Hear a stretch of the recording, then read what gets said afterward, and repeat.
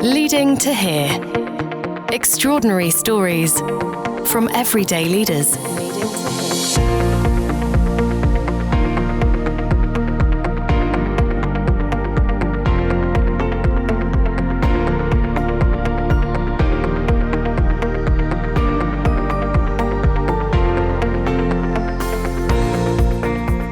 Welcome to Leading to Here. This is a podcast series where we spend some time with some of the everyday, relatable and amazing people, often unsung heroes, that we've met and worked with at Think in Focus over the last 7 years.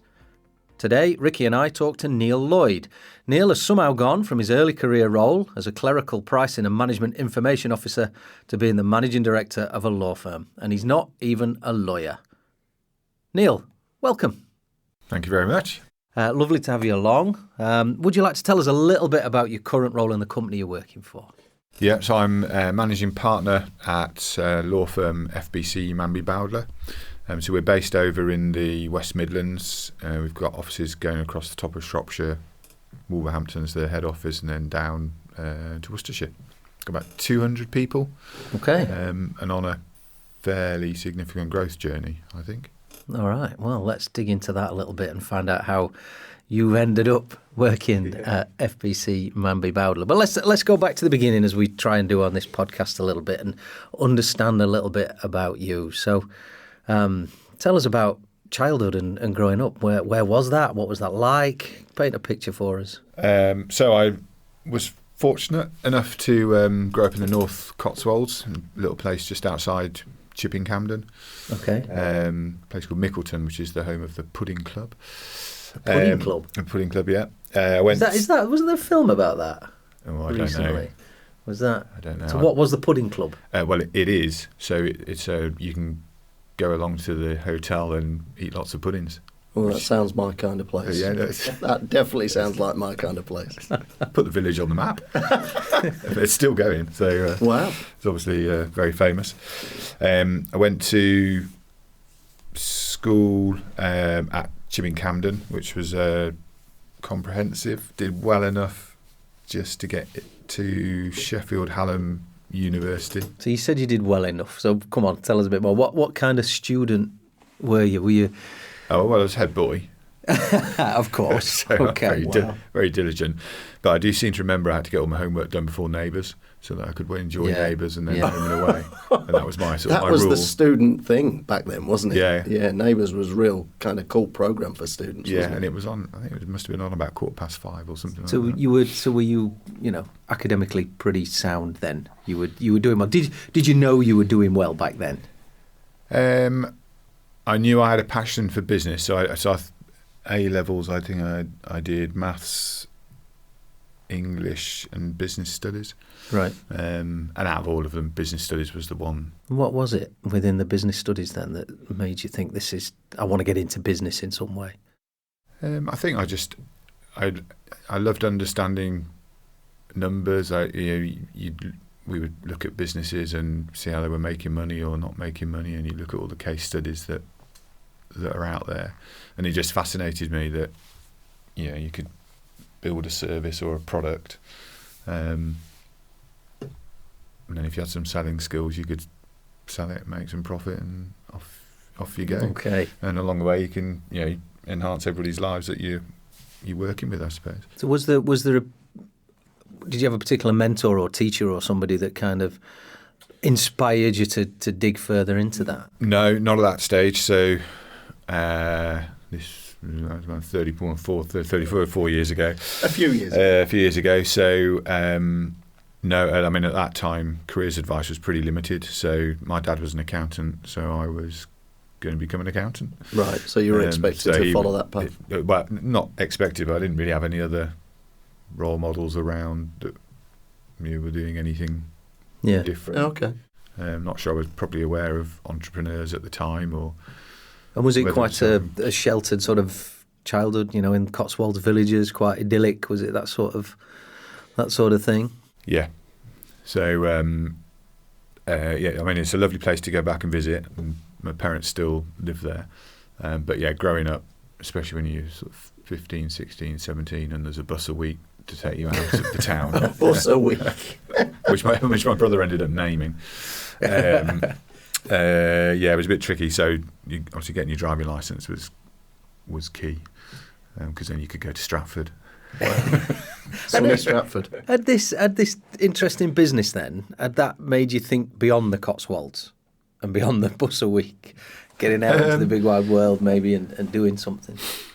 Probably not at that stage. I think I was still, I guess things happened just by chance more than anything else. I can't say I was shaping things. I didn't choose to go to Sheffield Hallam University. I got the grades and I went there.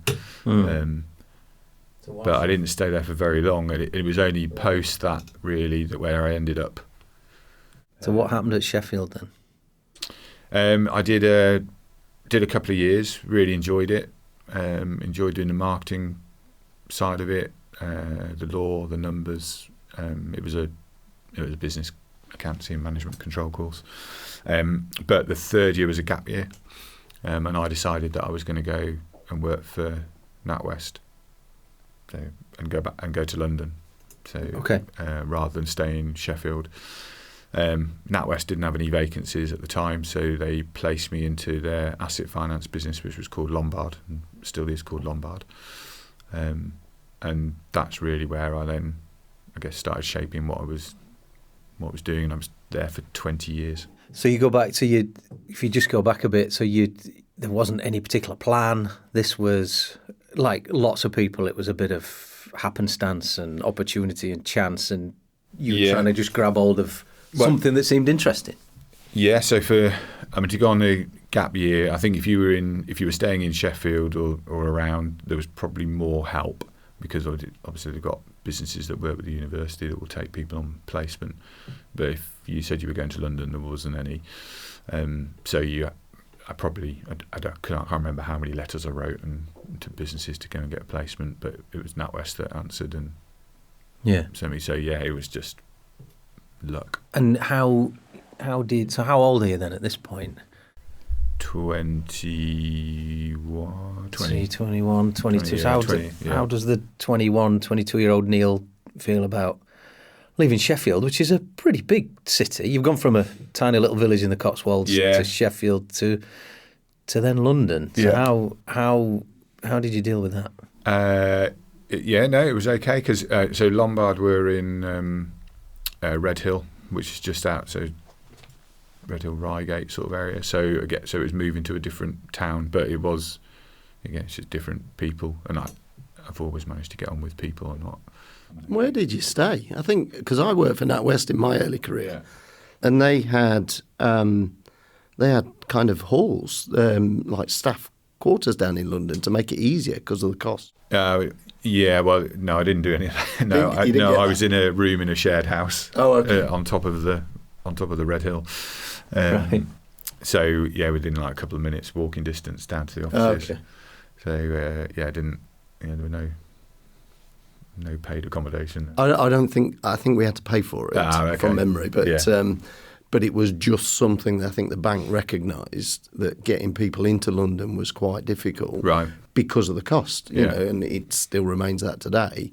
I don't know whether the bank still maintains those things. Probably not, but just to help, youngsters like you would have been at that time, get into banking and get into London. Yeah. So Lombard sounds like your first proper working experience. Was there anything before that, or any part-time jobs? And so I just outside of Camden, there's Broadway Tower Country Park, and I probably worked there for 5 or 6 years, doing lots of different roles. So whether it was the person on the gate taking the money, I was a dab hand at putting things in the fat fryer and producing chicken nuggets and chips. Putting things in and producing. You sound like Baldrick from Blackadder. So the things turned into chicken nuggets. They weren't chicken nuggets to start. They didn't look like chicken nuggets when they were in. Did some cooking. I won't say that was chefing. Cooking, and then I was a gamekeeper for a while, which involved looking after the goats and the deer, feeding the owls, dead chicks and stuff. And then the highlight of which, we had Highland cattle, and I had to go and collect one of the baby Highland cattle for its jabs. And the vet and the main groundkeeper just laughed as I was holding on to this cow as it was dragging me across this field. I suppose some of that. I'm sure there's some stories in there that relate to a leadership career that you came on to. Yeah. Some metaphors maybe in that. Character building. If it was definitely character building. Yeah. But that was the only place I'd worked. I did some work for my dad on computers and whatever, but nothing he ever paid me for. Where did this love of sport come in? Because every time I see you on LinkedIn, you're at some sort of sporting event, be it it's not Formula One. Which one is it? It's so we do Praga Cup racing at the moment. That's right, yeah. At the university. And horse racing, cricket, and you're a keen runner. Yeah. Cyclist. Yep.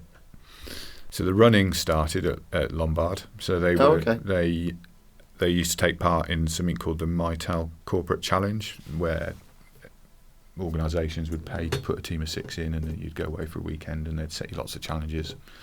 And we happened to have the British orienteering champion working at Lombard at the time, and I was the only one who could keep up with him. So that was how I got into running, because he wasn't allowed to go off and get a clue on his own. He had to send somebody else with him. So the other guys that were a bit older said, "Will you go with him?"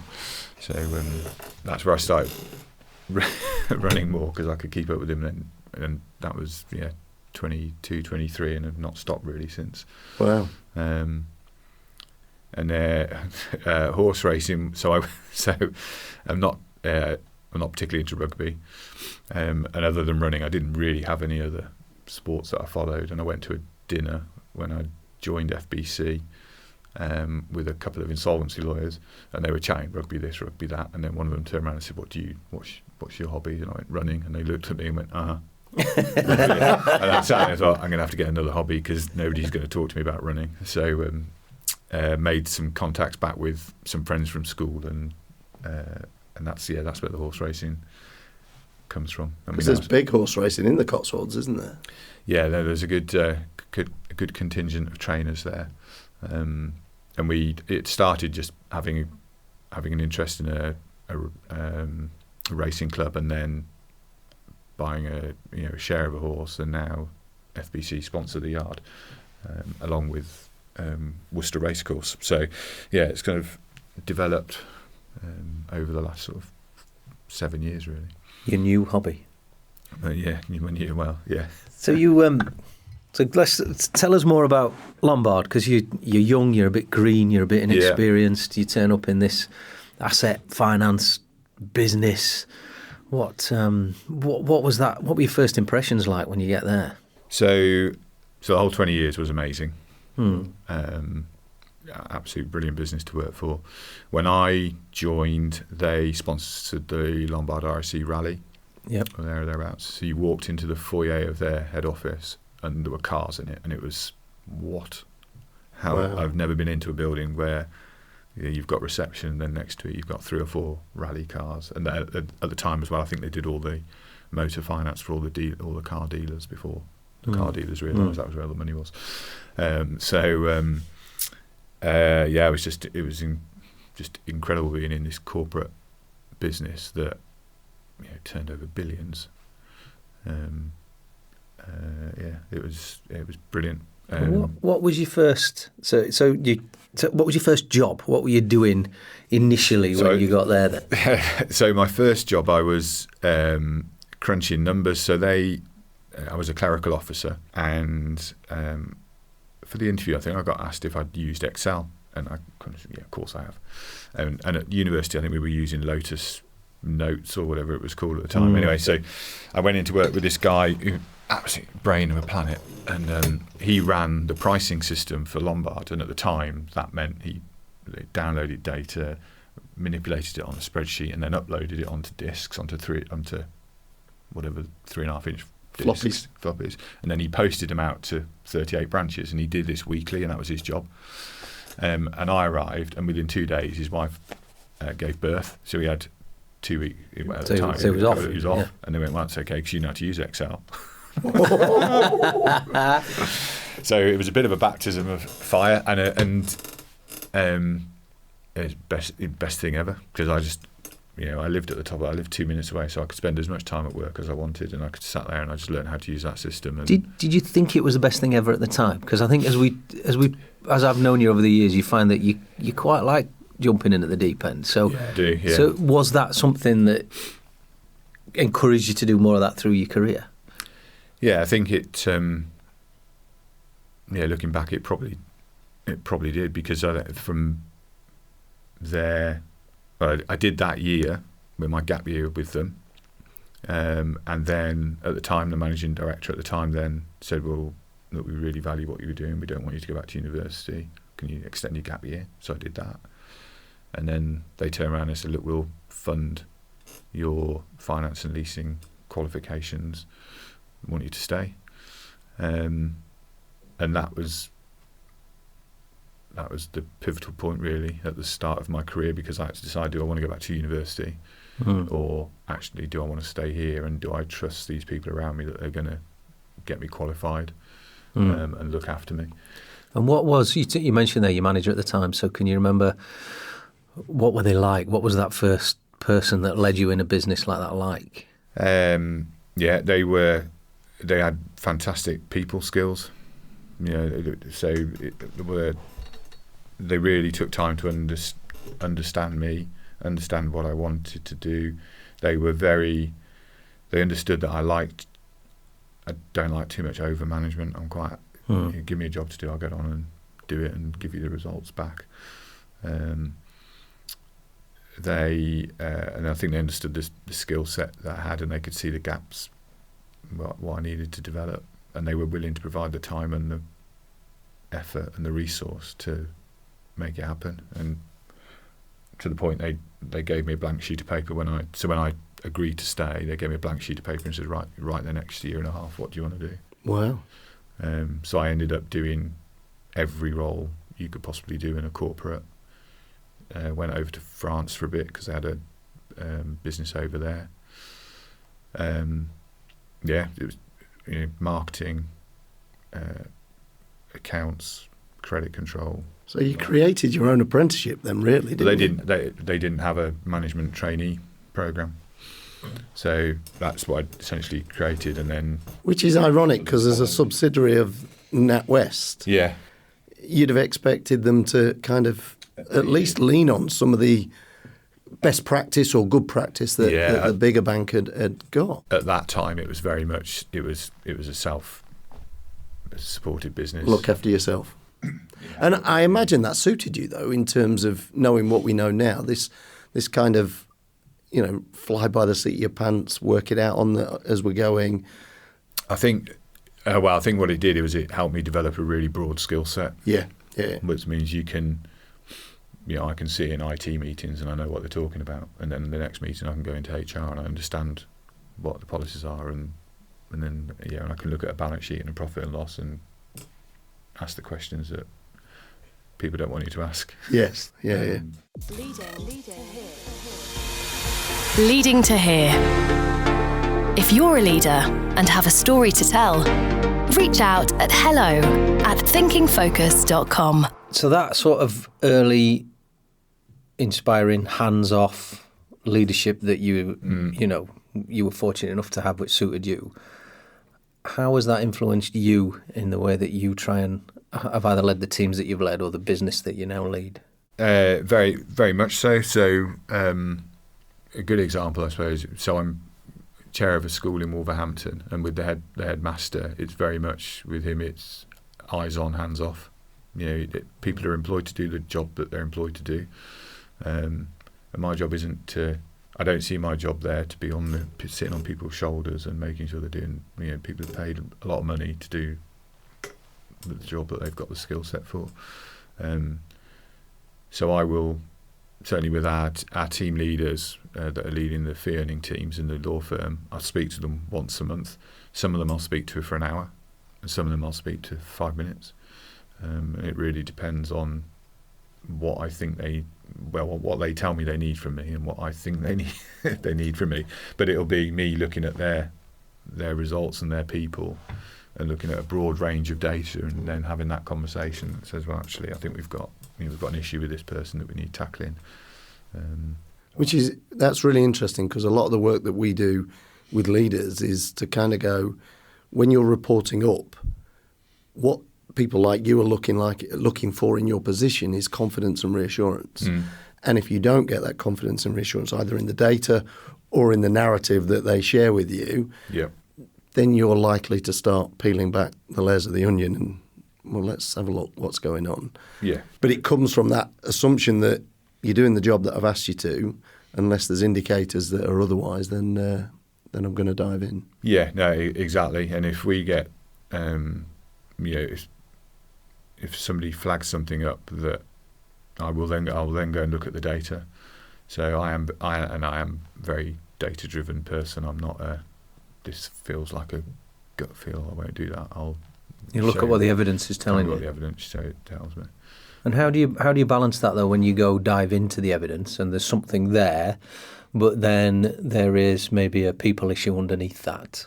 I suppose again, it's working with that team leader, working with the other manager, the other people around in the business that will have an interaction with others. So I've got a really great ops board at FBC, and I know I could probably pick out any individual in the firm, and my HR director will have had an interaction, my compliance manager will, my professional negligence officer will have a view, and I can go to all of them and say, right, like something in here, the numbers aren't quite stacking up. What's your view on how compliant are they and whatever? And so you look for a broad range of opinions. Yeah. So actually, it's not just data. So the data will give you a point to then go and counsel people and understand what people think or see. Yeah. But what was interesting is that you talked to, like Richard said, a broad range of people, because quite often leaders get trapped in particular individuals whose opinion they trust, which of course is potentially biased in a particular way, whereas you've gone, no, I'm going to look across the disciplines almost in terms of what are the indicators, red flags that might appear, or green flags in terms of that, in terms of how you perceive the issue or the severity of the issue. Yeah, no, that's right. And I think you have to do that. I haven't got all the answers, and I can't be on around. I can't know everything about 200 people, but there's enough other people that are in positions in the business that will have formed a view.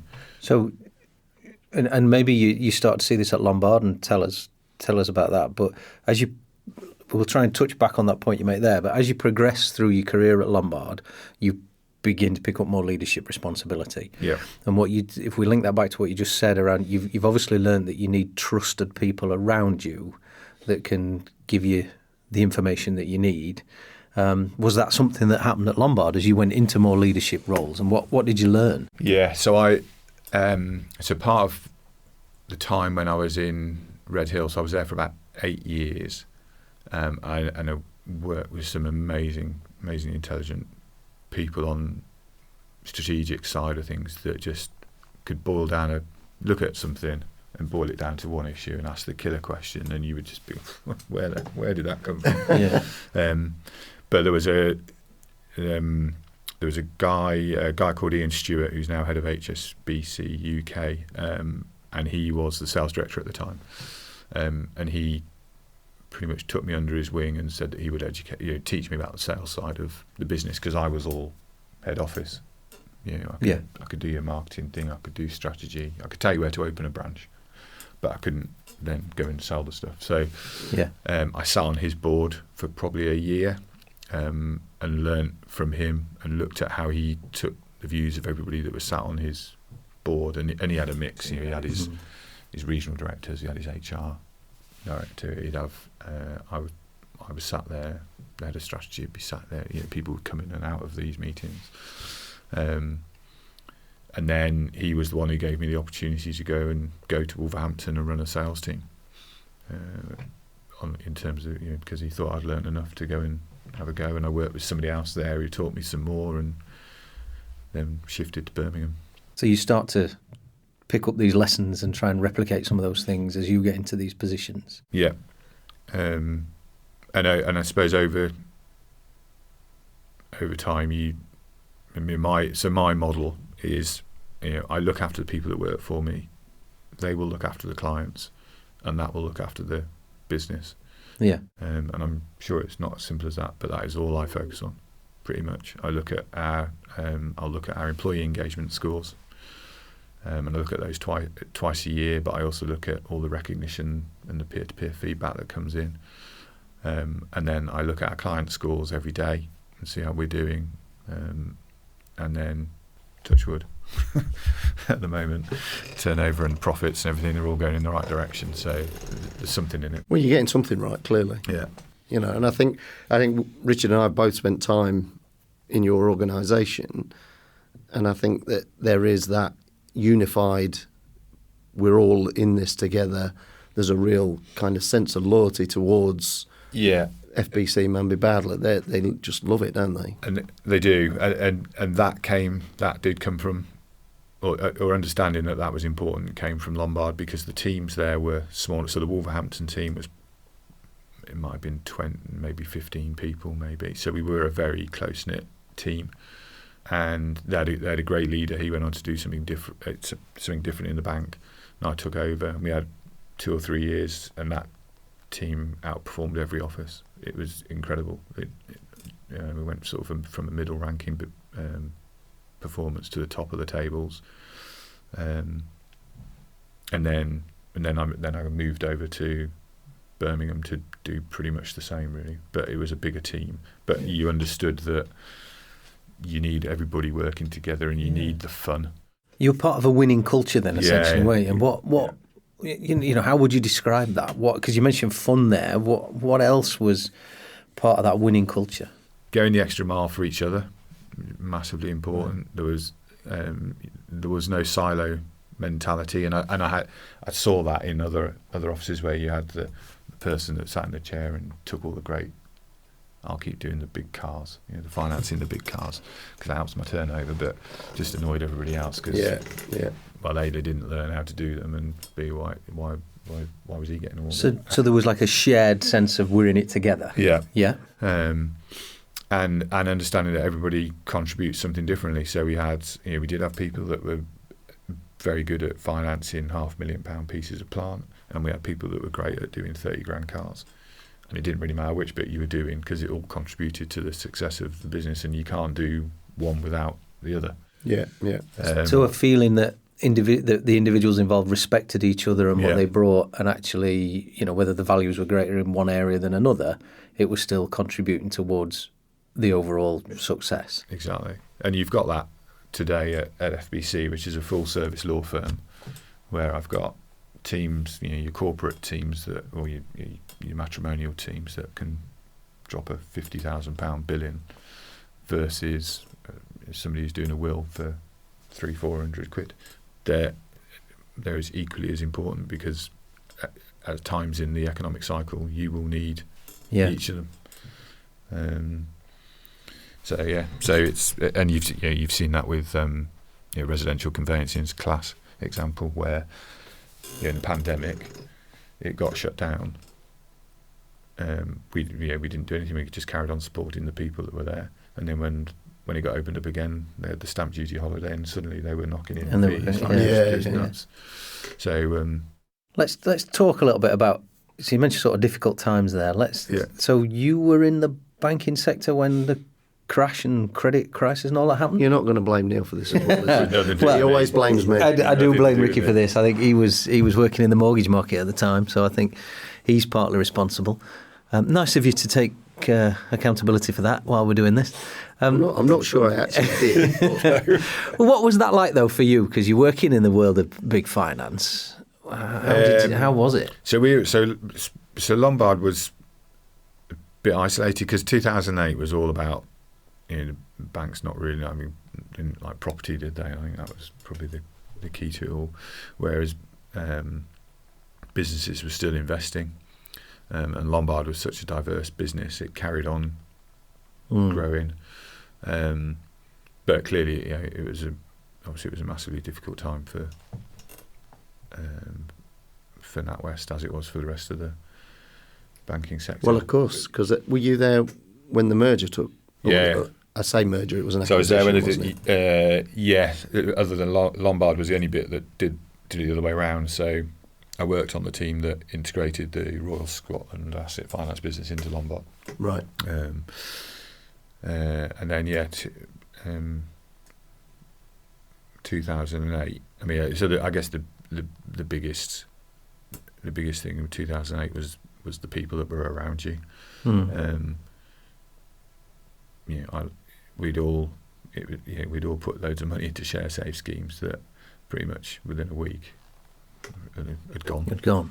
So how did that affect this sort of winning culture that you got? Because it sounds a bit like Lombard was probably a real asset to the NatWest group at that period because it was still a really strong business. Yeah. And people were working hard and enjoying it. But then they see stuff happen like you've just described in terms of share schemes and things like that. Yeah. How did that affect you and your colleagues then, and this culture of we're all in it together?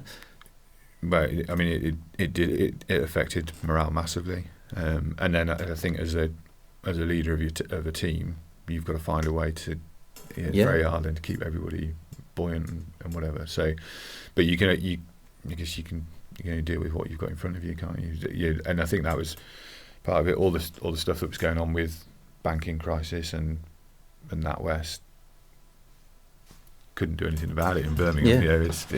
My but team you're of 20. still got a customer base to service, whether it be big plant or cars or whatever. You have got to get on with the day job. So the bits that are in your control, almost, you've got to crack on with it. Yeah. Was there any culture change? Because what's interesting is, Lombard was kind of the target operating model. From what you said. So was there, I know that from colleagues in NatWest, the RBS culture was very different. Did that bleed into the Lombard space?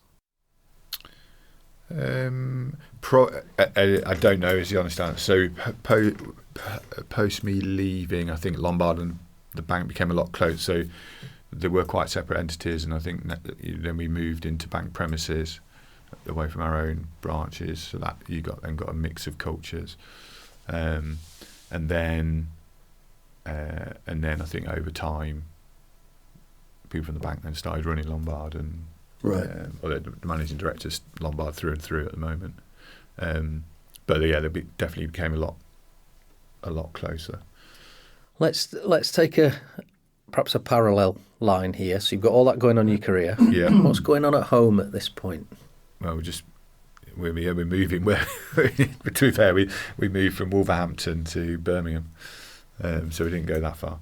So if you go, when does family start to come into it? When do? 28 maybe. So Noah, the oldest one, so he's 28. Yeah.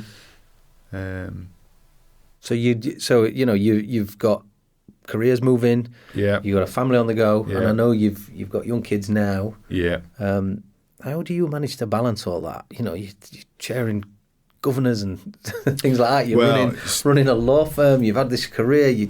How do you keep across that? By involving them. To be honest, so we did. Tell us more. We had a Jack has sat in on a boardroom meeting with a load of manufacturers. He's been to a networking event in Solihull, and then on Wednesday night he was standing in Worcester Racecourse with the rain chucking it down. So you've been able to get them involved and give them experiences and things, and and I think, I guess that's always been my approach, is that they need to fit in around everything that we do, and as much as we can integrate them. So when we go motor racing, Noah and Jack will come along. Laura works for DHL, so she has a very different working pattern. She's head of customs, global customs, so her life is pretty much, if she's not on the telephone working from home, she's in another country somewhere, and that does take a bit of managing. But it's all doable. We're lucky we've got good family around us. grandparents that want to spend time with them. So yeah. So you've got the career at Lombard's going well. Your family's growing. Yeah. What point then do you make a decision that you want to? Because you loved it at Lombard. Yeah. It sounds like it was a fantastic transformational experience for you over a long period of time. But then you make this decision that you're going to leave that and you're going to go and move into legal. What was the advert that you saw? What pricked your interest? Yeah. What made you think that's for me? So the last 3. So I'd gone from Red Hill up to Wolverhampton, across to Birmingham. So the last 3 years at Lombard, I was back in London. So we lived in Birmingham, and I was working in London, in Islington, and I'd got the role. So I was head of digital for them, and I ran their broker network, which pretty much ran itself, but it was still £100 million business that needed some managing.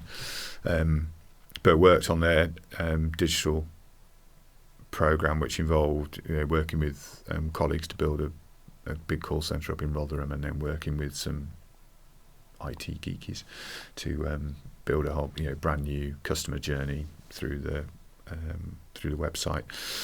And I did that for 3 years, and I was commuting. Some weeks you've been up and down. So, and once you've stayed in the hotel in Islington and you've eaten everything off the menu, many times. Yeah. And then I got approached to go and would I be interested in being a sales director in a law firm? And obviously, not obviously, but the higher you go up in organisations, the number of jobs above you gets smaller and smaller and smaller. Lombard has got 6 sales directors at the time. And they were all doing brilliant jobs, and I, when you look at it, you go, well, I can't see how that space opens up for me. And that opportunity was there, so I took it, thinking it would mean less travelling, but actually going from Birmingham to Wolverhampton, as it turns out, it takes longer to get down to London. Yeah. But it's not a typical function in a law firm, is it? Kind of having a sales director. So tell us about that then, because when you first gone in there, you're faced with lawyers. Yeah. We're not generally used to the word sales, and then here this bloke comes that's not a lawyer and he wants to talk about sales. How did that work? I guess the one thing I had and have got in my favour is actually the partners are very progressive, so they took a leap of faith. So I think if you look at some of the larger firms, they'll have business development directors, right, all over the place. They'll have teams of people going out and getting business. But for a mid-sized law firm to invest in non-fee earning resource was a big step. But clearly something they felt they needed to do something different to start maybe building the business, taking it forward from where it was. So were there any obstacles? When you got there, were the people kind of a bit obstructive or a bit rebellious? I think what worked in my favour was that the final interview had all 26 partners in it, and I'd bought a house, I had a will, and I'd watched Suits, so I didn't think there was much more. Well, you were qualified then, weren't you? No, was there? Yeah, no, that's it. You'd got it. Yeah. So I suppose had the interview been with the managing partner at the time, I can imagine the introduction into the firm would have been a lot harder. But the fact that all the partners were sat in that meeting and I'd talked to them must have been daunting though at the time. It was a bit, because I was just expecting 2 people in the meeting. So you didn't know. When I walked into the boardroom and there were 26 sat around the table. We've invited a few extras. Yeah, a few extras. And I can remember one in particular didn't ask a question throughout the whole thing, and at the end went, "I've been looking at your Twitter profile." I thought, oh God. Well, there's a lesson for all of us. Talk to me about productivity. So, well, ironically, your Twitter profile is really powerful for the firm now, isn't it? Yeah, that and X, we should say. Twitter's X, isn't it? Oh, X, yeah. Sorry. Formerly known as Twitter. Yeah. That, and I probably do more on LinkedIn now than, but yeah, that social media presence definitely helped. Yeah, and I was lucky. And then I think once you come from a big corporate where you're just used to change all the time. So Lombard, managing director, probably changed every 3 years because it was a great place where they could put future managing talent in. Test it out and then move them on. To then land in an SME with this massive skill set, you just don't realise how lucky you are and how fortunate you've been to have that all that corporate you were training. Prepared, weren't you? You know, that apprenticeship, as we described it, is you know, that across all the disciplines, not just you're a specialist, you were across all the disciplines. So even the tech space, and you know, you've been certainly instrumental in adopting quite a lot of technology in terms of the way in which the firm operates, haven't you? Yeah, and getting them to follow processes for decide, just putting structures in to decide, right, well, we're going to replace our case management system, let's run it as a project. Let's not just decide we're going to go with them and then hope it all works. And we've only, our back office is ran very thin, so I'm really lucky. I've got a great project manager that works with us. But it's just understanding, I suppose we took the decision that our new case management system is the core of the firm. So if any other system doesn't work with it, we don't have it. Right. And if it doesn't do what we want it to do, we get it to do what we do. What you find well, certainly FBC did it with their old system, was that it didn't do what they wanted to do, so they bought another system and put that on top, because that then did give them what the they famous workarounds. And and you just go, well, why would you not just get them to do what you wanted it to do? If you enjoy Leading to Here, listen to our sister podcast, The Question Is, by Thinking Focus. So how long did it take for you to start to feel at home at FBC and get your feet under the table and really understand the business and the culture? And probably, I'd say probably a year or two. I would have thought. It wasn't not an overnight thing. And you're right. And you have any doubts during that period then? No, I've never had any doubts. I get and throughout sort of the last 7 years, and certainly earlier on, people that are still in the bank would always ask, "Do you regret it?" And like, no way. It's I work with I've got a hugely talented bunch of people that I work with on a day-to-day basis. I've got some of the best lawyers in the region that are helping clients every day. And it's not, I guess it's like every business is, you've got your challenges all the time. But they become less and less. And you can see that in the, the employee engagement surveys we do, where, the first one we did, 2020, I guess, something like that. We were with best companies, and then we moved. So you start getting a lot of more verbatim feedback, and you can see all the issues that you need to tackle.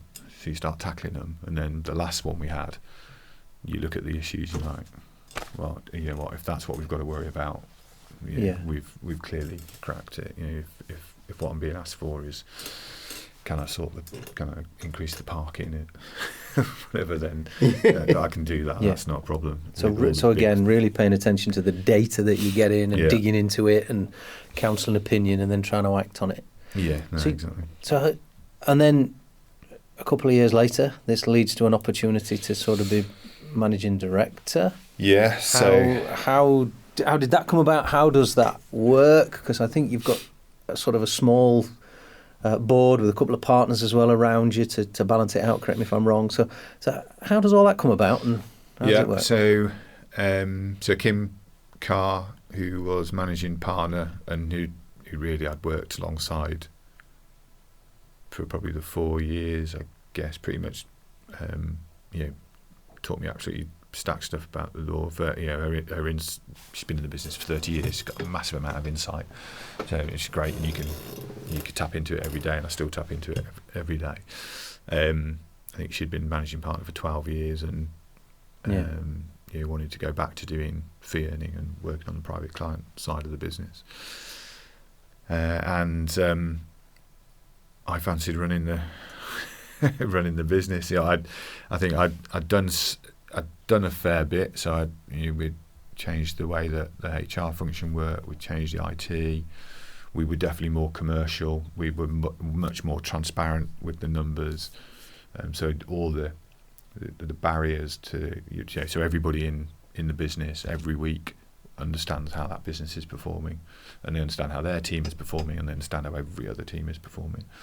And that, we'd gone from a typical, you'd have a head of commercial property, and they'd have 30 people in their team. And when I started, I'd have a chat with that person and say, well, tell me about Stuart, how's he getting on? And he might have an idea, he might not have an idea, because you can't do 30 people. It's a lot. Yeah. So we split that structure. So we've now got 24 team leaders, and they manage about 8 people each. And now I can have really sensible conversations about an individual, and I know that team leader is all over them, and understands what's going on at home, understands what's going on in life, and what their clients look like and the pressures they're under. So we've done quite a lot. You've even dug in though, haven't you? I.e., when at some point you were helping to run the conveyancing team, weren't you? Yeah. No, I've done that. So yeah, so you're not afraid to roll your sleeves up, are you? No, and I'm working now with Kim in private client, and working with her and working out what do we do, how do we keep growing that, and we've put I'm quite doubled the resource in there, but it's not far off over the last 12 months to just cope with everything that we've got demand wise. But yeah, the way it works is there's a voting you pitch in, you put your pitch to the equity partners. This is what I want to do. This is why I think you should choose me. Okay. And then I must have missed a meeting, and they chose me, and that was it. But you're right. You're non-lawyer running a law firm. You're a managing director, so I've swam half the way, because now I'm managing director. I'm not a partner. Yeah. And whilst that doesn't matter in FBC, it matters externally, because law is, I think law is it's a hierarchical culture. So has that not hasn't held you back within FBC, but has that held you back in with external partners or anything like that? No, not really, because I still had all the powers that a managing partner could have. I guess the bits I didn't have was the being able to share in the success of the firm. So I was on a salary with a bonus. A different scheme, a different scheme. But other than that, I couldn't buy a business, and I can't close a building or open a building without getting everybody else to agree to it. So other than that, I could do everything. So we could agree all the borrowing we needed to do, the day-to-day business decisions that you've got to make. I can do. I haven't got to go and refer to anybody. People on the ops board can do what they need to do within their function to make their function work and be the best that it is. But then, I guess having did that for a couple of years, then we converted then to a alternative business structure, which does allow non-lawyers to become partners. So that happened 2 years ago. So now I'm managing partner. Okay. So probably locked in for life now. Well, which teases up nicely for as we begin to close. Teases up nicely for ambitions. What future ambitions have you got? Well, we wrote. So I took over the 1st of April 2020, and we completely changed the way the firm's structured. So we have an executive board, which is a couple of the equity partners and myself, and we meet every month. But day to day, there's an operations board, which is me and the head of compliance, head of marketing. So essentially, we've taken the lawyers away from running the business on a day to day. So to let them get on with being lawyers. Get on being lawyers. And there's a few other firms that have done that. I think there might be 20 odd in the UK now out of 16,000. But typically, you see people that they're great lawyers, and then they take on compliance or they take on the finance role or whatever. And whereas we've just backed all that away and gone, no, it's worth the investment in a decent HR director, so that the person that probably would have done HR actually can get on and do the fee earning. Yeah, and that's like the equivalent in business. Like you'd have seen that in your Lombard days, where you promote somebody into manager because they're good at what they do, and actually you've just hamstrung them because the bit they enjoy, the bit they're really good at, starts to, you've lost that, haven't you? Because they're now trying to manage and probably didn't want to manage in the first place. Yeah, no, spot on. So we're in our 4th year, and we've had 4 years of growth, both turnover, and profits. We've got through COVID. We've got a brilliant team. We're up to 200. Next week we induct another 8 apprentices into the business, which is just huge investment going into the future talent. So we're now writing the next 5-year strategy, which is interesting. I've had to dust off the old Ansoff matrix to new markets, new products thing, and decide what's best to do. So typically, we want to keep growing. We've had some really successful hires into the business from some of the larger law firms. So some of the top 10 have come to join us because they recognise we've got a good client base, we've got a good reputation. They can come and have a brilliant career with us. So that's worked really well. So we might do some more of that. We have done some acquisitions along the way, but I think now the gulf between a mid-sized law firm and a small law firm is getting bigger and bigger in terms of the investment in technology is the key thing, and then expectations of people as well. So if I'm investing all this technology, then you need a return from it. And over the years, things like wills, as you mentioned, things like conveyancing have become a lot more commoditised. What impact do you see AI having on law? So it definitely will do. I guess the example I give to people in our business, when they say we have AI, so we do. When I got there, they were recording onto a tape, and then the secretaries would type the tape out. Now we have digital dictation, so I now record what I want on my mobile, and it's back with me in 30 seconds. That's AI doing that.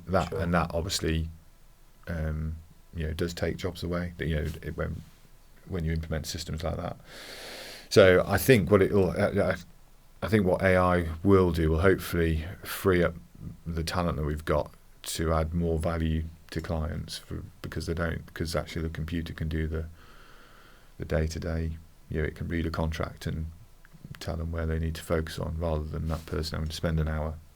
So I think it'll probably make their jobs more interesting, and it'll enhance the client experience, because we won't be spending as much time on learning how to doing things, reading contracts and whatnot, because the computer will be doing it for us. So they'll probably get a quicker service, and it'll probably be cheaper as well, because we won't be spending as much time doing it.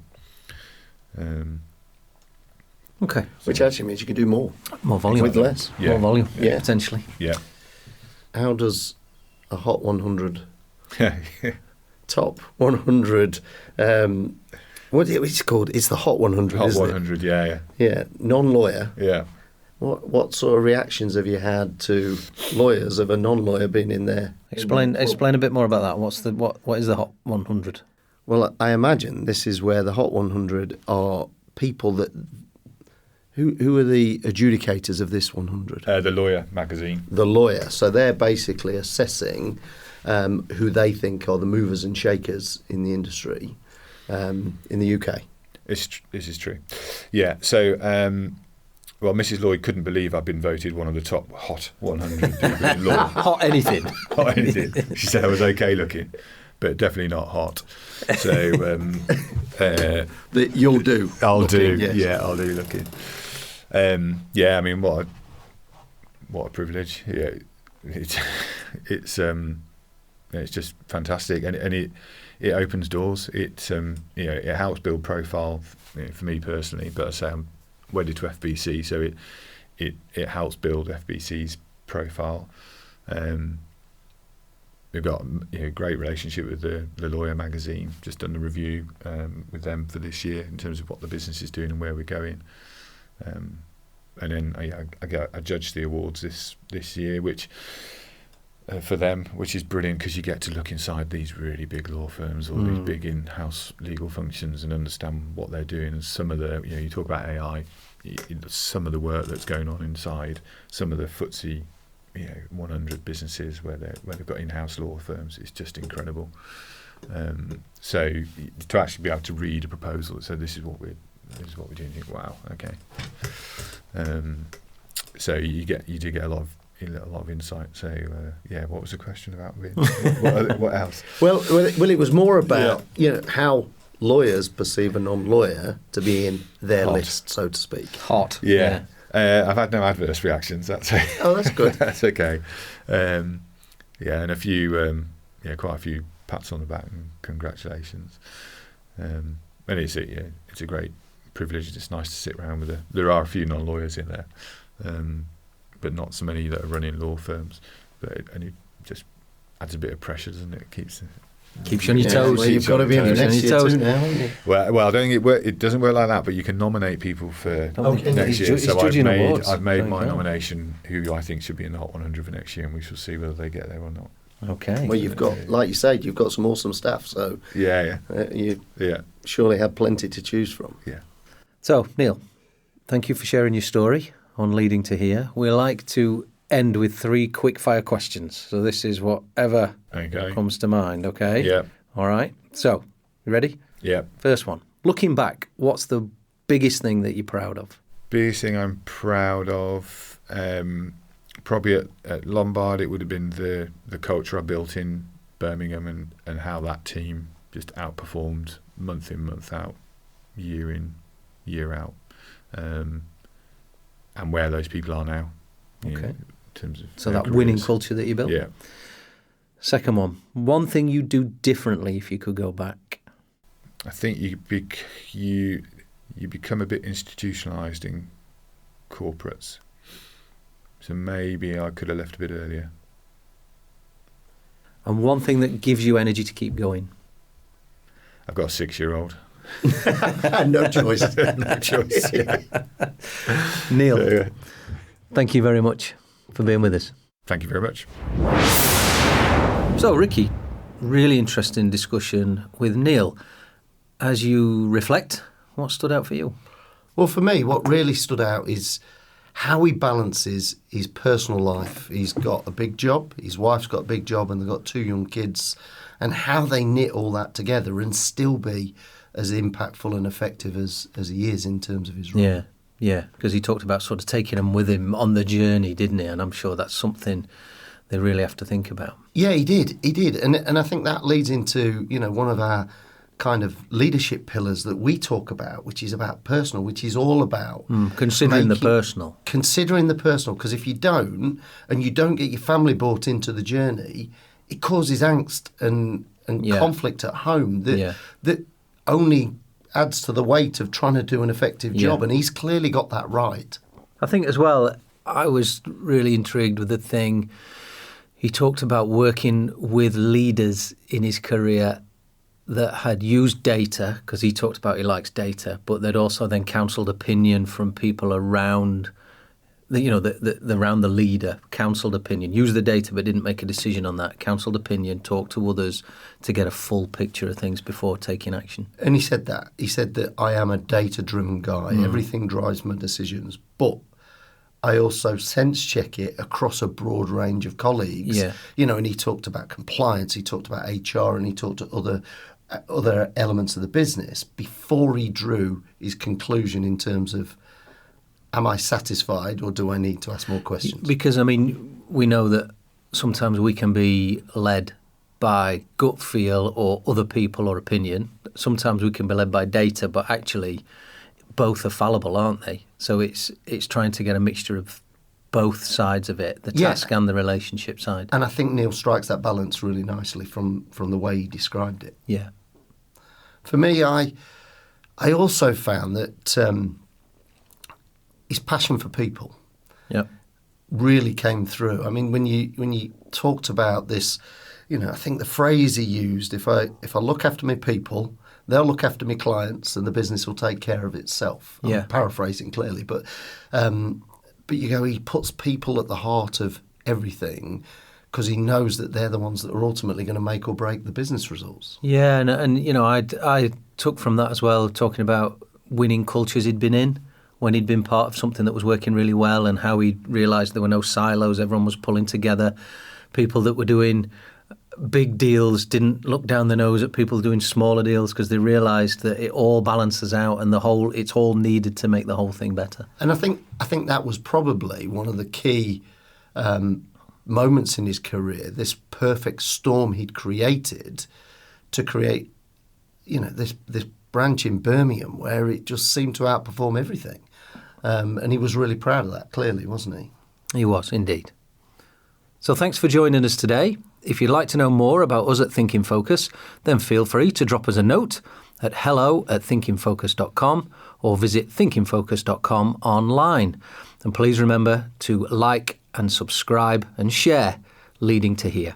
And join us next time for more insights from relatable, interesting, everyday people as we discuss Leading to Here.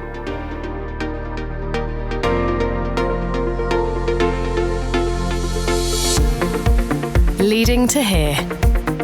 For more episodes, visit us at thinkingfocus.com/leading to here.